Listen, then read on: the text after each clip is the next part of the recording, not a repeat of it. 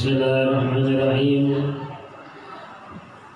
Qala Sayyidina Imam Abdullah bin Alawi Al-Haddad di kitab Tasbihul Fuad ila ma qala radhiyallahu anhu umur dunya kal buyut la yasbut min al-qasr illa ba'da ihkam al-ahsas kadhalika din asasu kalimat at-tauhid wa tasdiq thumma ahkam al-wajibah thumma qira'at al-Qur'an thumma ma yundab ba'da dhalik qala ta'ala afaman assasa bunyanah ila akhir al-ayah فالتأسيس بإثبات العقائد والنيات والصدق ثم البناء يتم لك بعد ذلك وخذ أصل العلم الذي لا بد لك منه في نفسك ولا تفتن الناس بطلب العلم بلا عمل.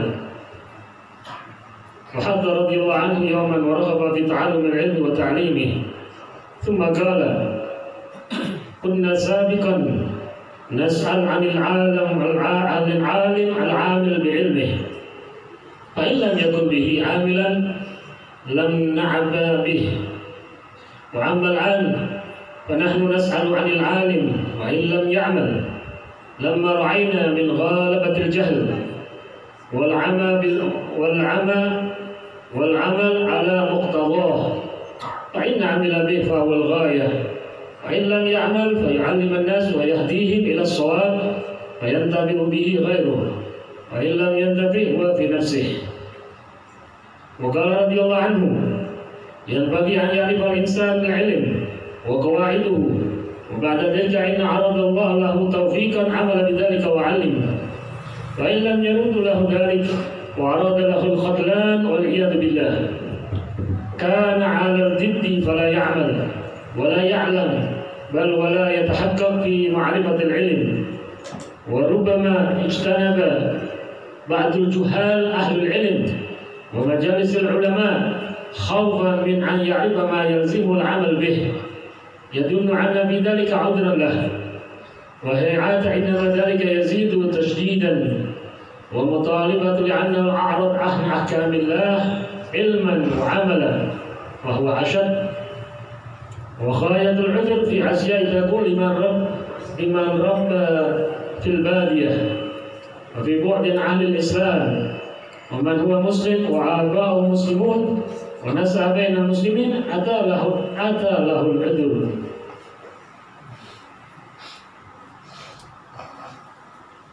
Alhamdulillah, kita bersyukur kepada Allah Subhanahu wa Ta'ala atas nikmat yang Allah berikan kepada kita, di mana kita masih diizinkan beribadah, diberi kemuliaan oleh Allah menjalankan kewajiban kita kepada Allah Subhanahu wa Ta'ala, yang mana Allah pun masih memberikan kabar gembira dengan ibadah-ibadah yang kita jalankan. Walaupun tidak ada pahala, misalnya tidak ada keterangan hadiah yang Allah berikan, wajib dijalankan. Namanya wajib harus. Tapi Allah masih menunjukkan rasa cintanya dan sayangnya kepada kita dengan menyiapkan balasan-balasan yang besar, dengan menyiapkan hadiah-hadiah untuk menambah semangat kita dalam menggapai ridha Allah Subhanahu wa Ta'ala, di mana kita menjalankan salat maghrib berjamaah dan insya Allah salat isya berjamaah, menghidupkan waktu bainal maghrib dan isya dengan kegiatan-kegiatan yang mendatangkan keridhaan Allah Subhanahu wa Ta'ala, yang dikatakan oleh Sayyidina Idrus Al-Akbar, beliau berkata al-kunus kulla kunus al-ihya ma bainal maghrib wal isya. Pundi-pundi rahmat Allah yang besar, pundi-pundi rahmat Allah yang agung Allah siapkan, yakni dengan apa? Menghidupkan waktu antara maghrib dengan isya. Makanya kalau sudah di dalam hadis Bukhari, Rasul SAW beliau mengatakan dan meminta kita orang tua-tua kalau sudah mau masuk maghrib, anak-anak suruh pulang. Kalau nggak di masjid atau nggak di pondok pesantren atau di majelis ta'lim atau di majelis Quran, majelis ilmu, suruh pulang ke rumah, tutup pintu, siap-siap mau ibadah sholat maghrib. Habis sholat maghrib bukan terus nonton TV, tapi beribadah, baca Quran, Jadikir, alhamdulillah kita ada rotibul atas, rotibul haddad, atau rotib yang lain. Tujuannya apa? Menghidupkan waktu itu dengan taat kepada Allah Subhanahu wa taala. Waktu yang pendek di antara sholat 5 waktu, bainal maghrib wal isya. Yang mana kalau ini dijaga, insya Allah sisa waktunya kita dijaga sama Allah Subhanahu wa taala. Tapi kalau sudah kita menganggap remeh ini waktu, maka waktu yang lain akan hilang. Kecuali istilahnya awake dhewe niki ana karep. Maka ditelateni, ba'dal isya sampai tengah malam telaten. Ono karep. Karep itu enggak ada, selesai sudah. Tapi kalau sudah biasa menghidupkan waktu-waktu yang mulia, seperti ulama-ulama kita setelah sholat subuh, sebelum sholat subuh mereka sudah bangun, menyiapkan waktu beribadah kepada Allah, qiyamul lail, tahajud dan berbagai macam ibadah, baca Quran, zikir, wirid yang biasa baca tengah malam sebelum waktu subuh. Mereka menghidupkan sholat subuh berjamaah. Setelah sholat subuh mereka menjalankan ibadah dengan berbagai macam kegiatan ibadah sampai nunggu waktu isyraq. Dengan datangnya waktu isyraq mereka menjalankan sholat sunnah isyraq, sholat sunnah, dan mereka mengisi dengan kegiatan-kegiatan yang mendatangkan keridhaan Allah Subhanahu wa taala. Nanti ada duha, nanti di antara setelah asar menghidupkan dengan roha, dengan kegiatan-kegiatan. Maghrib dan isya diisi dengan ibadah. Ba'dal isya mereka biasanya kalau tidak kumpul dengan keluarga sebentar ada kegiatan, mereka habis itu istirahat. Siap-siap untuk nanti malam bangun lagi. Itu kegiatan mereka. Kegiatan yang penuh dengan keberkahan. Sehingga waktunya 24 jam pahalanya seakan-akan jutaan pahala dia dapatkan. Mereka orang-orang yang istimewa. Nah ini alhamdulillah kita diberi nikmat oleh Allah menghidupkan waktu antara maghrib dan isya di rumah Allah Subhanahu wa taala dengan ibadah, dengan mendengarkan nasihat daripada ucapan kitab yang kita baca seorang wali min auliyaillah, seorang imam besar, seorang yang mendapatkan maqam qutbud dakwah, kedudukan yang tinggi di dalam dakwah meneruskan perjuangan Nabi Muhammad sallallahu alaihi wasallam, yang kitabnya menjadi rujukan, yang amalannya menjadi pegangan bahkan bagi kaum Alawiyin, para sahadah. Wiridnya rotibul haddad, wiridul latif sudah menjadi pegangan yang rutinitas, menjadi kebiasaan bagi mereka. Kalau tidak membaca ini seakan-akan ada hal yang hilang dari diri mereka, ada hal yang kurang dalam diri mereka. Karena apa? Ini kebiasaan orang tuanya, kebiasaan kakeknya, kebiasaan datuknya bersambung terus sampai merupakan kebiasaan yang mulia dari Nabi Muhammad sallallahu alaihi wasallam, menghidupkan diri dalam keadaan ingat kepada Allah. Tujuannya itu. Tujuan pokoknya ini. Hanya menjadikan kita eling marang Gusti Allah. Dan itu yang diajarkan Nabi. Dan itu yang dijalankan Nabi. Tujuan kita ta'lim, tujuan kita sholat, tujuan kita baca Quran, tujuan kita dzikir, tujuan kita bersedekah, tujuan kita silaturahim, tujuan kita ziarah, tujuan kita apa lagi? Segala macam tujuan yang mendatangkan keridhaan dari Allah. Tujuan kita baca kitab ini, tujuan kita hadir saat ini, tujuan kita kumpul saat ini, illa li ajli dzikrillah, hanya untuk ingat sama Allah. Makanya Allah pun perintahkan kita wa aqimus sholata li dzikri, dirikan sholat untuk ingat kepadaku. Di sholat bukan urusan hajat kita.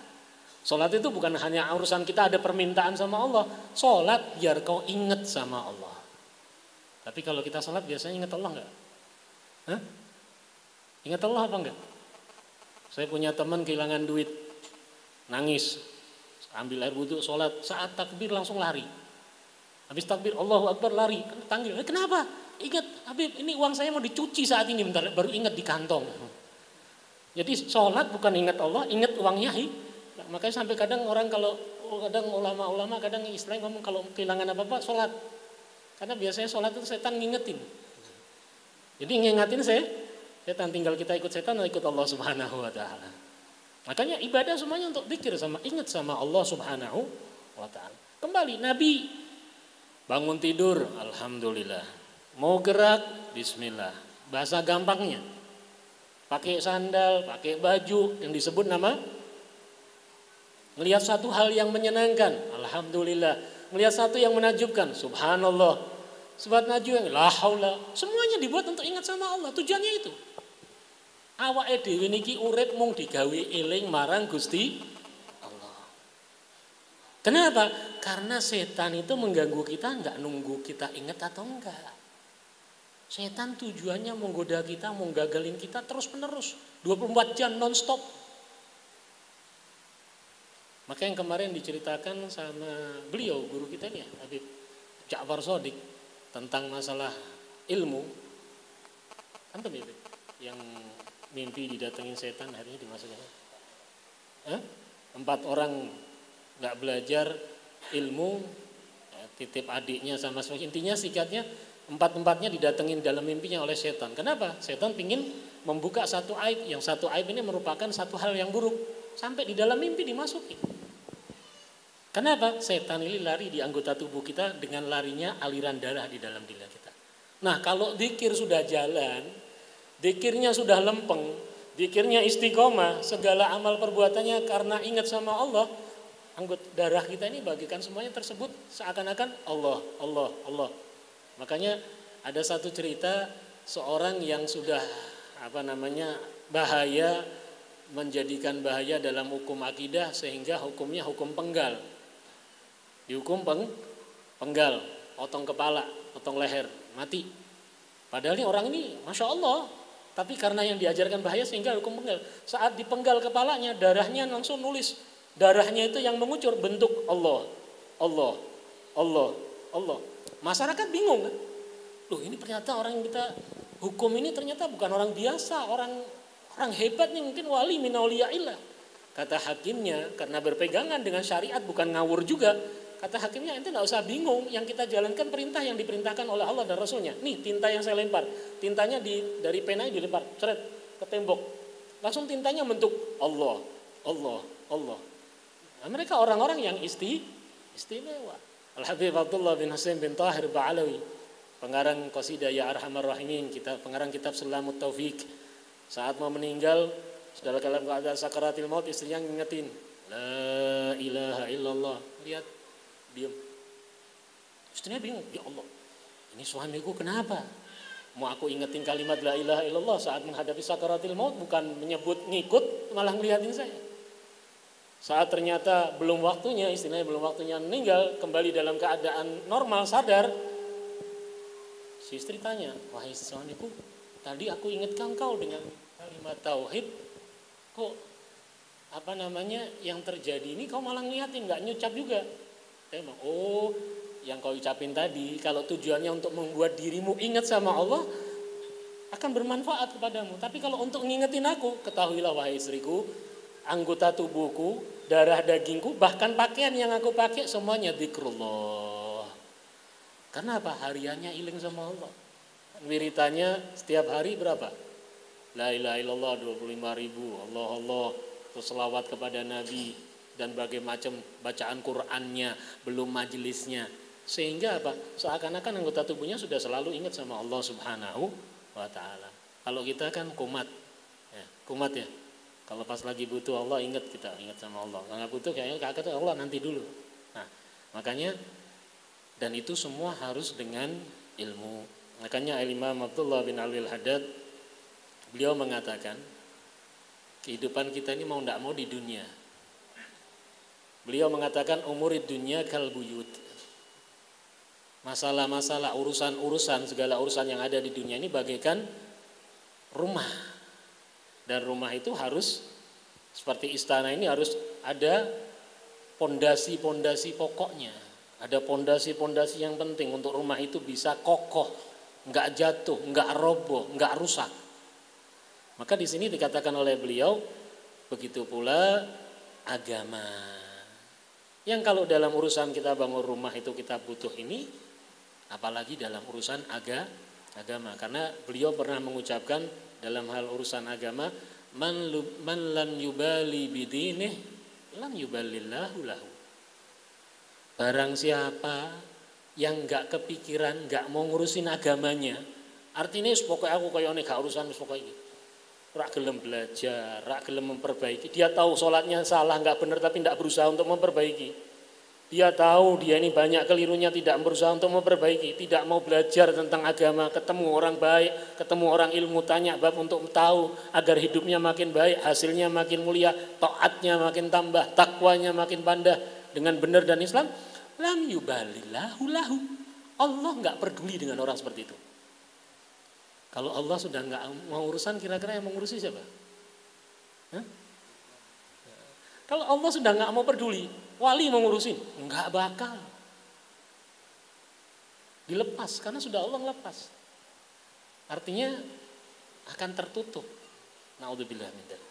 Makanya kalau yang namanya dunia kita ingin kebaikan, dunia ingin perubahan, akhirat ya ini dengan agama harus lebih. Dan tidak akan baik dunia kita kecuali juga dengan urusan agama, karena agama pegangan kita. Ini boleh, ini enggak.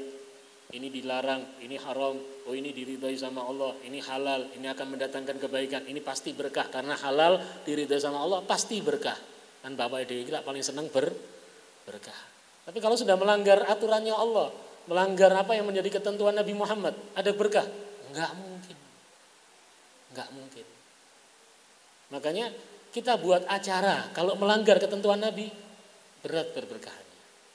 Kita membuat sesuatu peringatan, kegiatan bertentangan dengan ajaran yang diajarkan Nabi Muhammad SAW, maka tidak akan ada kebaikan di dalamnya, tidak ada keberkahan.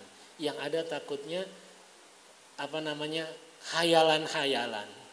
Yang khayalan itu nanti takutnya kita merasa sudah banyak, merasa punya amal, punya ini, malaikat catatannya 0. Loh malaikat saya gini, iya kan tidak ada semua, ini catatannya tidak ada nih, tidak ada. Naudzubillah min.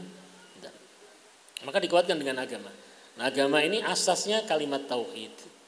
Kalimat pokok la ilaha illallah Muhammadun Rasulullah. Kalimat tauhid yang pokok. Makanya kalimat tauhid la ilaha illallah itu kalimat yang mahal. Nggak bisa diukur dengan apapun. Makanya sejelek-jeleknya hamba punya la ilaha illallah, iki wong wis rusake top, bejate top, wancure top, gak tau ibadah belas, amal apik yo belas gak duwe. Tapi ada la ilaha illallah hatinya dengan saat iman yakin kepada Allah, tetap akan mendapatkan kemuliaan dari Allah Subhanahu wa taala.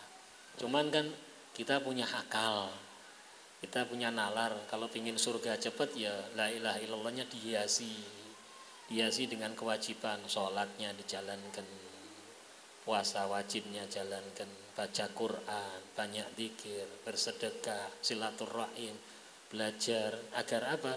La ilaha illallah kita itu makin kuat, makin benar-benar istilahnya bercahaya. Makanya kita ini kan seakan-akan la ilaha illallah tapi kebanyakan gampang la ilaha illallah. Saya pernah ketemu waktu belajar di pondok di Darul Mustafa di tempat Sayyidina Habib Umar dengan saudara-saudara kita yang dari Britain, dari Inggris, dari Amerika, dari luar. Mereka belajarnya giat, semangatnya hebat. Maka kita nanya, ya Fulan, ente kok belajarnya ini kok seakan-akan waktunya ente ini tidak ada waktu yang lain kecuali belajar dan belajar dan belajar. Dia mengatakan, iya, kalian dari lahir sudah Islam. Jadi seakan-akan kalian ini sudah terang benderang, nggak butuh cahaya ini sudah ada. Sedangkan kami ini di tempat gelap, ada lilin, ya kami jaga lilin itu agar nggak mati. Bahkan kami ingin menambah lilin itu biar terang, sini terang, sebelah sana terang, sebelah sana terang. Bahkan kami ingin mengganti lilin itu dengan obor. Bahkan kalau kami bisa, kami ingin pasang lampu seperti kalian biar terang benderang. Sehingga semangatnya itu menghasilkan hasil yang besar. Tasdik, tauhid diiringi dengan tasdik, percaya tidak ada Tuhan selain Allah. Gantungan awake dhewe Allah. Tidak ada yang angkat derajat kecuali Allah, tidak ada yang menghinakan orang kecuali Allah, tidak ada yang memberi rezeki kecuali Allah, tidak ada yang bisa ini kecuali Allah. Pokoknya Allah. Lainnya wasilah, perantara. Kan Allah menjatuhkan rezeki sama kita kan nggak mungkin satu karung jatuh di depan kita kedebuk, kan enggak. Dengan perantara. Tetapi keyakinannya ini dengan Allah yang puncak. Nah, semoga yang sedekat ini akan memberikan manfaat dan kita menjadi orang yang bertambah kebaikannya. Alhamdulillah, beliau rawuh Al-Habib Hasan bin Muhammad bin Numay bin Ali Abu Numay, yang semoga beliau sehat afiah, dipanjangkan umur, dan kita diizinkan mendapatkan berkahnya sampai kita pun kumpul bersama di dalam surganya Allah Subhanahu wa taala. di bawah bendera Nabi Muhammad sallallahu alaihi wasallam. Amin ya rabbal alamin. Alhamdulillah, tadi kita hiasi majelis kita dengan berselawat kepada Nabi. Majelis Quran baik, majelis manakib baik, majelis dzikir baik, majelis ilmu baik, jelas mulia, semuanya mulia. Tapi Rasulullah sallallahu alaihi wasallam beliau mengingatkan kita, zayyinu majalisakum bikasratis sholati alayya. Rasulullah minta nih, hiasi majelismu. Kayak kita kalau ada acara maulid besar kadang dikasih lampu, kasih hiasan ini. Biar apa? Lebih meriah, lebih enak, lebih rame. Rasulullah ingin hatimu meriahkan, ruhmu meriahkan, hidupmu meriahkan dengan berselawat kepada Nabi sallallahu alaihi Nabi Muhammad. Dan karena apa? Nabi kepingin kita yang dapat untung. Kan sudah disampaikan oleh Nabi, man shalla alayya marratan wahidah sallallahu alaihi biha asyra. Barang siapa berselawat kepadaku satu kali, Allah balasnya 10 kali. Berapa kali? 1 kali kita balas. Siapa sih kita? Manusia biasa, banyak dosa, banyak salah. Mau baca selawat, Allah berikan bonus 10. 1 kali selawat 10. Yang untung siapa? Sama Nabi sudah dapat dari Allah Subhanahu wa taala, dan kita pun baca selawat mintanya sama Nabi. Allahumma sholli. Ya Allah, selawatlah. Padahal kita nggak minta sama Allah, Allah sudah menyatakan innallaha wa malaikatahu yusholluna 'alan nabi. Allah beserta selawatnya selalu berselawat kepada Nabi. Allah selalu mencurahkan rahmatnya untuk Nabi. Ente nggak minta, aku sudah beri. Ente nggak minta, aku sudah kabarkan kepada kalian. Sesungguhnya aku Allah. Tapi Allah ingin kita dapat berkah melalui Nabi Muhammad. Allah ingin kita dapat untung karena Nabi Muhammad. Kenapa? Nabi cinta sama umatnya. Nabi sayang sama umatnya. Allah pun berikan bonus nih, kau cinta sama umatmu, aku berikan hadiah kepada umatmu. Sallallahu alaihi Nabi Muhammad. Makanya awake dhewe niki beruntung. Jadi orang Islam cinta Nabi, senang selawat. Alhamdulillah. Karena ada orang yang Islam juga nggak senang selawat, ya belum dapat hidayah, belum tahu kemuliaan Nabi, belum tahu keuntungannya selawat. Karena yang ngasih bonus selawat ini Allah, yang beri pahala Allah. Nanti ditunjukkan salah satu keuntungannya apa? Kedekatan kita dengan Nabi Muhammad. Akrabu minni manzilan yaumal qiyamah aktsarakum alayya salatan. Termasuk dalam riwayat Nabi salah satu mengatakan, paling dekat nanti engkau denganku di yaumul qiyamah yang paling banyak selawatnya kepadaku. Sallallahu Nabi Muhammad. Maka kalau sudah hitung-hitungan banyak, nggak usah hitung-hitungan angka. 1000 banyak Beb. 10.000 banyak. 100.000 banyak. Itu kita hitung-hitungan angka. Kalau kita mikir, saya mau dekat sama Nabi Muhammad. Saya mau dekat dengan Nabi Muhammad. Pernah hadiran majelis yang besar nggak? Yang hadir sampai jutaan orang. Apalagi kita orang biasa, bisa nggak kita dekat sama ulama yang kita tuju itu? Jauh jarak kita. Nah ini Nabi yang ngumpulin, yang deketin siapa aja? Para Nabi dan Rasul ikut kumpul, para sahabat ikut kumpul, para aulia dari zaman Nabi Adam sampai yaumul qiyamah ikut kumpul. Awake dhewe kira-kira barisannya sing ndi? Lah dikasih jalan untuk dekat sama Nabi. Ini kalau Rasulullah ngasih tiket sama kita, kamu mau dekat sama Nabi, kamu berada di samping Nabi. Salah satunya apa? Perbanyak sholawat. Sholawat Nabi Muhammad. Tujuannya ben apa? Ben salah satu niki awake dhewe nek sering selawat niku lama-lama pikirannya Nabi Muhammad, Nabi Muhammad, Nabi Muhammad, Nabi Muhammad. Terus awakmu niki ganti gambarane Kanjeng Nabi. Jadi gambarane nek mlaku Kanjeng Nabi kados mekaten, oh saya berarti pengin kaya Kanjeng Nabi. Nabi kalau ngomong caranya begini, Nabi kalau senyum begini, Nabi kalau menghadap begini, Nabi kalau mengucap begini, Nabi kalau makan begini, Nabi kalau minum begini. Gambarannya Nabi Muhammad, sallallahu alaihi Nabi Muhammad. Nah, sudah berselawat banyak, terus tingkah lakunya kayak Kanjeng Nabi, akhlaknya seperti Nabi. Ya ibaratnya malaikat pun gandeng, Pak panggenan jenengan boten riki sebelah kono cedhake Kanjeng Nabi. Paham? Berarti 100.000 banyak apa sedikit? 1 juta selawat banyak apa sedikit? Sedikit kalau kita mau dekat sama Nabi Muhammad. Sallallahu alaihi Nabi Muhammad. Makanya ulama-ulama kalau sudah kosong, nih Habib Ja'far Shadiq kalau sudah kosong pegangannya tasbih, selawatan terus. Kita kepingin gitu juga. Kenapa? Kita pengen dekat sama Nabi. Kita di dunia ini sudah pengen dekat sama Nabi. Di akhirat harus lebih dekat. Kalau dunia kita tidak dekat, di akhirat nggak bakal dekat. Kita di dunia dekat, cuma dekatnya seberapa kalau kita nganggap hitung-hitungan. Makanya keuntungan besar kita ini jadi umat Nabi, senang selawat, banyak majelis lah sholawat Nabi Muhammad. Muka-muka tambah cinta Nabi, tambah rindu Nabi, tambah dirindukan Nabi, dan nanti ada kemuliaan berjumpa Nabi, mencium tangan Nabi, mendapat senyum Nabi. Sholawat Nabi Muhammad. Amin ya Allah. Amin ya Allah. Amin ya Allah. Nah, dilanjut lagi nih, kitab lagi dikit. Tadi dikatakan pegangan pertama asasnya kalimat tauhid dan tasdik. Dengan sungguh-sungguh, percaya, yakin. Bukan sekedar ngucap la ilaha illallah, enggak. Tapi percaya gandulane Gusti Allah. Dunia ini tidak ada semua yang bisa jalan kecuali ketentuan Allah. Sehingga nanti enak apa? Ada problem kayak apapun besar, dia bingung, dia punya Allah. Ada masalah yang dihadapi berat pun, dia punya Allah. Dia dapat nikmat pun nggak bakal sombong, tahu ini dapat dari Allah. Bahkan sebagian ulama mereka takut, kenapa? Nanti tanggung jawab saya sama Allah gimana kalau saya keliru dikit aja. Nih, kamu percaya penuh, jangan main-main. Summa ahkamul wajibah. Lalu dilanjutkan, kalau sudah percaya, jalankan hukum-hukum yang wajib. Sholat 5 waktu, puasa Ramadan, apalagi zakat, haji bagi yang dan kewajiban-kewajiban lain dari Allah. Bakti sama orang tua, hormat sama orang tua, cari ilmu, cari rezeki yang halal. Dan itu ditanam dalam hati semuanya, niat-niat yang hebat. Keluar dari rumah mau cari apa? Mau kerja. Cari apa? Rezeki. Rezeki yang gimana? Yang halal. Yang diridhoi sama Allah. Yang dekatkan saya kepada Allah.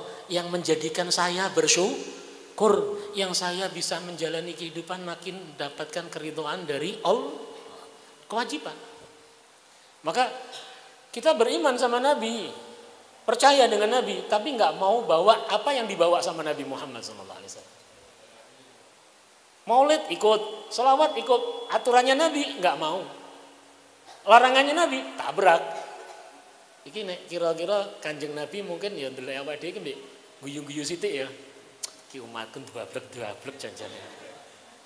Ya sakno umatku. Tapi kalau benar-benar ada cinta, kalau yang tidak ada cinta, nyedak malaikat sing wenake kowe ra ono cinta nyedaki Kanjeng Nabi. Wis blak kono, wenake. Tapi bagi orang yang berusaha mengikuti aturannya Nabi, pintu terbuka lebar. Kenapa? Nabi susah-susah bawa ini. Sampai perang. Melawan kafir Quraisy, perang Badar, perang Uhud, perang macam-macam. Kenapa? Untuk menyampaikan ini risalah, perintah wajib dari Allah Subhanahu Ta'ala. Setelah perintah wajib jalanin, baca Quran. Ini mukjizat yang mulia dari Nabi Muhammad. Firman-firman Allah Subhanahu wa Ta'ala. Petunjuk kita, panutan kita, pimpinan kita yang nanti salah satunya ditanya sama malaikat Munkar dan Nakir. Ma imamuka, yang punya hubungan dengan Al-Quran, yang ada hubungan dengan Al-Quran, yang hormat ta'zim sama Al-Quran. Insya Allah lisannya ngomong Al-Quran imami. Al-Quran imamku, pimpinanku, panutanku, petunjukku menggapai ridha Allah Subhanahu wa Ta'ala. Alif lam mim. Alif lam mim. Hudan dalikal kitabul la raiba fihi hudan, petunjuk bagi orang yang bertakwa. Bahkan di dalam ayat yang lain Al-Quran diturunkan di bulan Ramadan, hudan linnas wa bayyinatin minal huda wal furqan, petunjuk bagi manusia. Jadi menungso iman kali ora golek petunjuk ning Al-Qur'an. Jadi orang manusia cari petunjuk di Al-Qur'an, dia iman atau enggak dapat. Dikasih sama Allah. Yang lucu orang beriman enggak dapat petunjuk. Ini imannya kemana? Jadi kalau orang beriman ada aturan mainnya. Apa? Harus belajar. Bukan cari petunjuk, oh ini Al-Qur'an pegangan orang Islam. Dia ngomong tentang Al-Quran tapi nggak pernah belajar Al-Quran, yang ngerusak, bahkan diancam sama Rasulullah. Baca baca Quran, hiasin diri, tenangkan diri, buat hubungan dengan Allah, buat hubungan dengan Nabi. Jadikan ini pegangan kita. Rasulullah kan sudah ngabarkan, paling baiknya amal umatku baca Quran. Terbaik dari orang-orang di antara umatku ini yang belajar Quran, ngajarkan Al-Quran. Nah, kita nggak ngambil bagian itu, kerugian besar. Kerugian besar. Amalkan Al-Quran dengan yang gampang-gampang. Contohnya apa? Makan, minum, berjalan, pakai pakaian,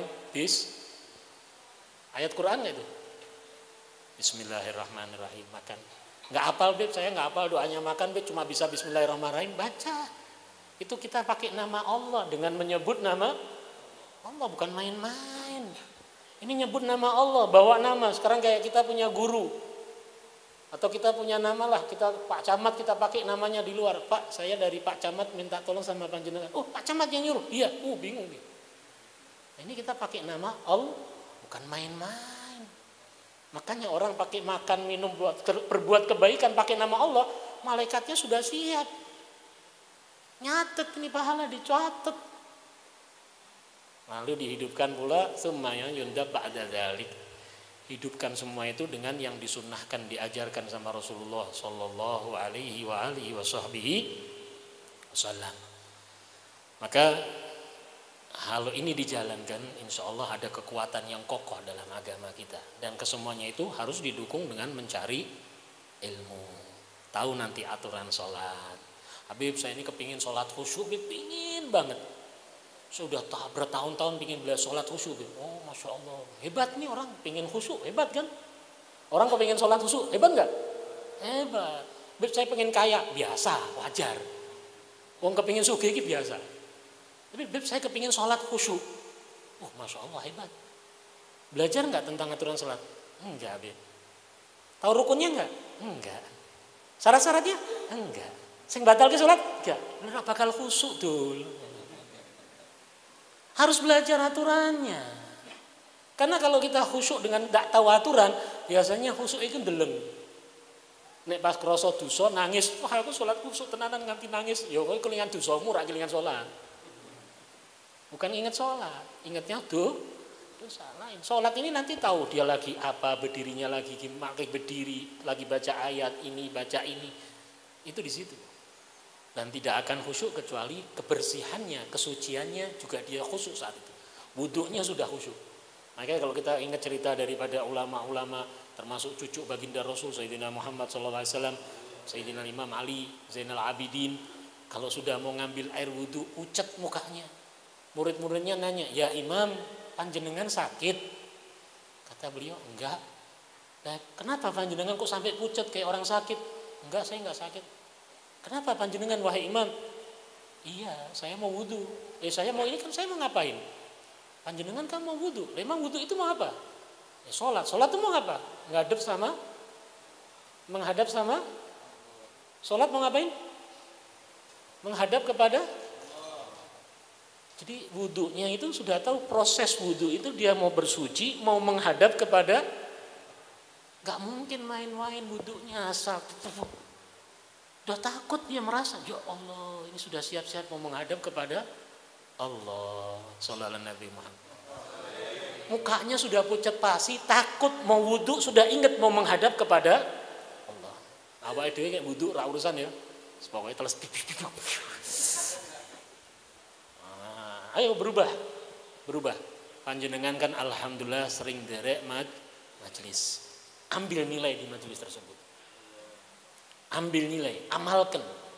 Agar apa? Nilai kita bertambah di mata Allah. Gak urusannya mbek menungso. Bertambah di mata Allah. Pumpung masih ada guru-guru, ulama-ulama habaib yang ngajarkan, mengingatkan kita, ambil. Untuk kita apa? Nilai kita bertambah di mata Allah. Kemuliaan kita bertambah di mata Allah. Kenikmatan akan ditambah sama Allah Subhanahu wa ta'ala. Semoga bermanfaat terutama bagi saya dan semuanya, dan Allah jadikan majelis ini majelis yang diridhai oleh Allah, majelis yang mendatangkan kebaikan dari Allah. Niki jame wis muluhi bates, niki ditutup doa nanti oleh Habib Hasan. Acara dilanjut lagi sama teman-teman, monggo bismillah. Kalau tadi kabarnya katanya sampai jam 12. Iya. Oh enggak, itu kabar palsu berarti hoax. Insya Allah panjenengan selalu mendapatkan rahmat dari Allah. Majelis ini makin makmur, majelis ini penuh dengan keberkahan dan antum dijadikan hamba Allah yang makmur dan memakmurkan rumah-rumah Allah, memakmurkan majelis, memakmurkan kebaikan, dan semoga antum dimakmurkan oleh Allah dunia sampai akhirat, dan semoga kita diizinkan selalu mendapatkan keberkahan dari guru-guru kita dan ditambah kebaikan kita dunia sampai akhirat. Amin ya rabbal alamin. Wa sallallahu ala sayyidina Muhammad nabil mi wa ala alihi wasallam. Walhamdulillahirabbil alamin. Wa la afu minkum. Assalamualaikum warahmatullahi taala wabarakatuh.